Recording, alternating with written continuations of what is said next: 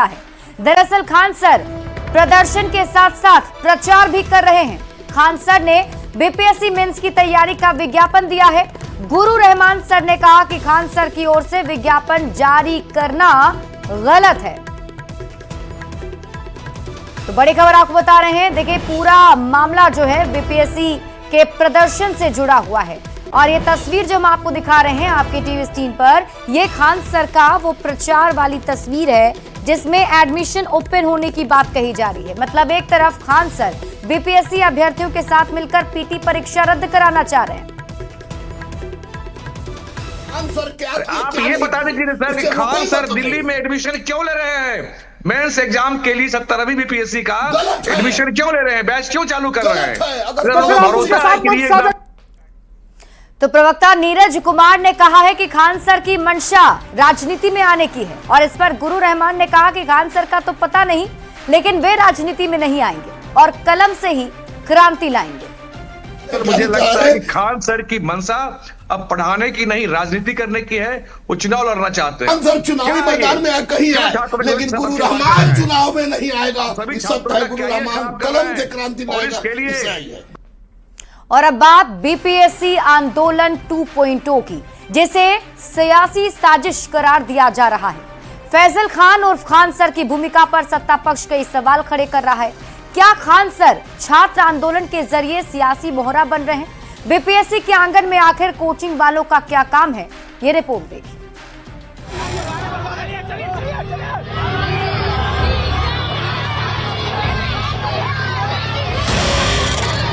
फैसल खान की भाषा सुनिए।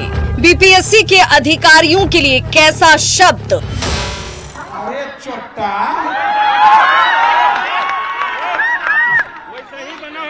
ये चोट्टे ऐसे ही बने होंगे नौकरी लेकर, इसीलिए बोलते हैं।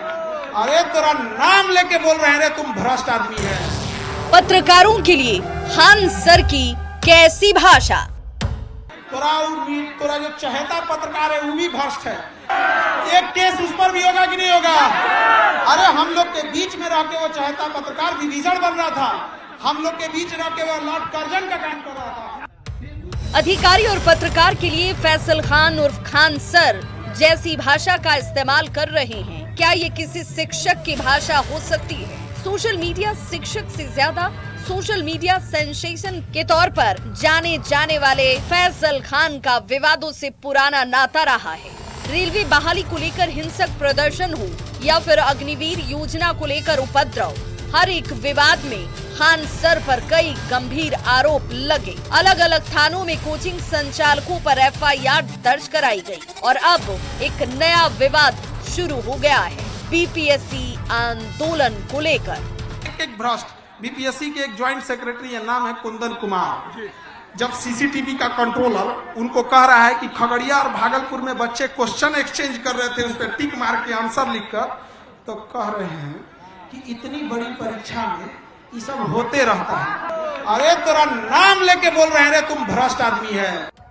खान सर ने नए नाम से बीपीएससी आंदोलन 2.0 की शुरुआत की। फैसल खान का दावा है कि इस बार बीपीएससी के खिलाफ अहम सबूत उनके हाथ लगे हैं। री एग्जाम के लिए जिस मुद्दे को लेकर खान सर ने दोबारा आंदोलन छेड़ा है, इसके पहले आंदोलन में खान सर के कोचिंग पर एफआईआर तक दर्ज की गई थी। आरोप था खान ग्लोबल स्टडीज के ट्विटर हैंडल के जरिए अफवाह फैलाने का। और अब खान सर ने क्या कहा है वो सुन लीजिए। तो 2.0 में क्या है कि कोई राजनीतिक हस्तक्षेप हम लोग होने नहीं देंगे और ये 2.0 आंदोलन री एग्जाम लेकर ही लौटेगी। खान सर बीपीएससी आंदोलन के जरिए राजनीतिक लाभ से परहेज करने की सलाह दे रहे हैं, जबकि बीते दिनों फैसल खान ने खुद सियासी भाषा में सरकार को चेतावनी दी और कहा कि साल बिहार में विधानसभा चुनाव है, नीतीश सरकार की भी परीक्षा है, लिहाजा छात्रों की नाराजगी से बचना है तो अफसरों के दबाव में आए बिना फैसला लें, वरना खामियाजा भुगतना पड़ेगा। इस पर बिहार में सियासत शुरू हो गई है। कोचिंग संचालक की रुचि क्यों? आखिर इसका कारण क्या है? क्या जो लीगल नोटिस दिया गया है उससे बेचैनी है? खान और रहमान जैसे यूट्यूबर बीपीएससी पर मनगढ़ंत काल्पनिक और कोरा आरोप लगा रहे हैं बेवजह की राजनीति करने के लिए। सत्ता पक्ष फैसल खान और दूसरे कोचिंग संचालकों पर विपक्ष के साथ मिलकर सरकार के खिलाफ साजिश रचने का आरोप लगा रहा है। सवाल उठ रहे हैं कि बीपीएससी के आंगन में कोचिंग वालों का क्या काम है। इस पर देखना होगा कि खान सर की ओर से क्या जवाब आता है। पटना संवाददाता शैलेंद्र और संजय कुमार के साथ ब्यूरो रिपोर्ट न्यूज़ 18। बढ़ते आगे, नेता प्रतिपक्ष तेजस्वी यादव ने एक बार फिर से चुनाव आयोग की कार्यशैली पर ही सवाल खड़ा किया है। साथ ही चुनाव आयोग पर बड़ा हमला भी बोला। तेजस्वी यादव ने कहा कि चुनाव आयोग बीजेपी की चीयर लीडर बन गई है और लोकतंत्र के लिए चुनाव आयोग कैंसर हो गया है। आयोग जो है बीजेपी का चेयर लीडर के तरह काम कर रहा है और ये लोकतंत्र के लिए, संविधान के लिए चुनाव आयोग कैंसर बनता जा रहा है। जमुई के स्टेडियम मैदान में एनडीए का कार्यकर्ता सम्मेलन का आयोजन किया गया। संबोधन में बीजेपी के प्रदेश अध्यक्ष और बिहार सरकार में भूमि सुधार एवं राजस्व मंत्री दिलीप जायसवाल ने गीत गाकर सांप्रदायिक सौहार्द बनाए रखने की अपील की। साथ ही आरजेडी और कांग्रेस पर सामाजिक सौहार्द को बिगाड़ने का आरोप लगाया। नफरत के नाम पर, न सियासत के नाम पर नीतीश कुमार सरकार चलाते हैं, नरेंद्र मोदी सरकार चलाते हैं। मोहब्बत के नाम पर, हम मोहब्बत के नाम पर इस देश को चलाना चाहते हैं और कुछ लोग मोहब्बत के दुकानदारी करना चाहते हैं। अरे कांग्रेस के लोगों, अरे लालू जी के परिवार के लोगों, इस बात को जान लो कि मोहब्बत की दुकानदारी नहीं चलेगी, मोहब्बत दिल से करना होगा। तो चुनावी साल में बिहार में जातीय रैली की शुरुआत हो गई है। कल छत्रपति शिवाजी महाराज की जयंती के मौके पर पटना के मिलर स्कूल में कुर्मी एकता रैली का आयोजन किया गया है, जिसमें कुर्मी जाति के हजारों की संख्या में लोग शामिल होंगे। रैली का आयोजन बीजेपी विधायक मंटू सिंह ने किया है। रैली का मकसद कुर्मी जाति को एकजुट करना है।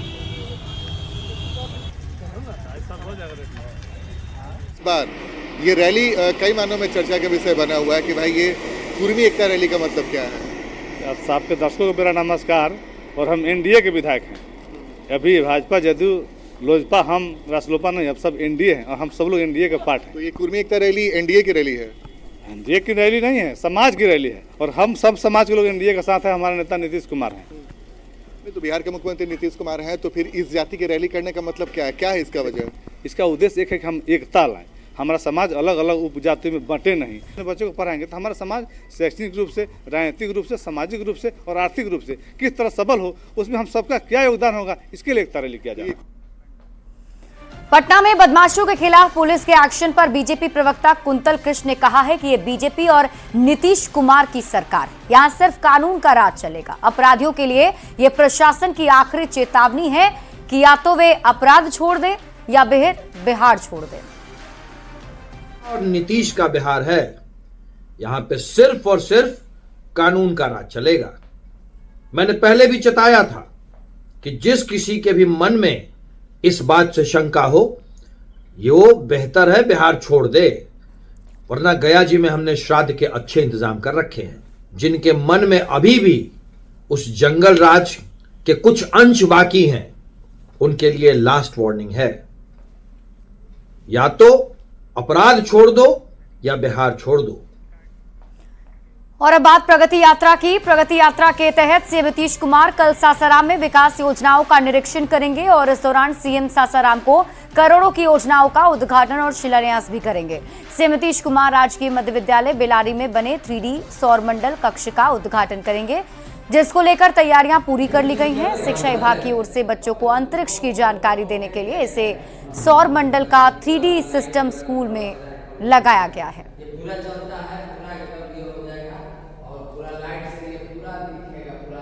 प्रगति यात्रा के दौरान सासाराम आ रहे हैं और इसको लेकर सासाराम में व्यापक तैयारी की जा रही है, क्योंकि शिक्षा से जुड़ा मामला भी होगा और उसमें जो राजकीय मध्य विद्यालय बेलारी है और यहाँ पर सीएम के आने का कार्यक्रम प्रस्तावित है। और बड़ी बात है कि यहाँ इस विद्यालय में 3D लैब बनाया गया है, सौर मंडल का जो प्रारूप है वो दिया गया है, तमाम जो ग्रह हैं उसका प्रारूप यहाँ पूरी तरह से उभारा गया है और इसी परिसर में सीएम के आना प्रस्तावित है और इसके लेकर व्यापक तैयारी चल रही है।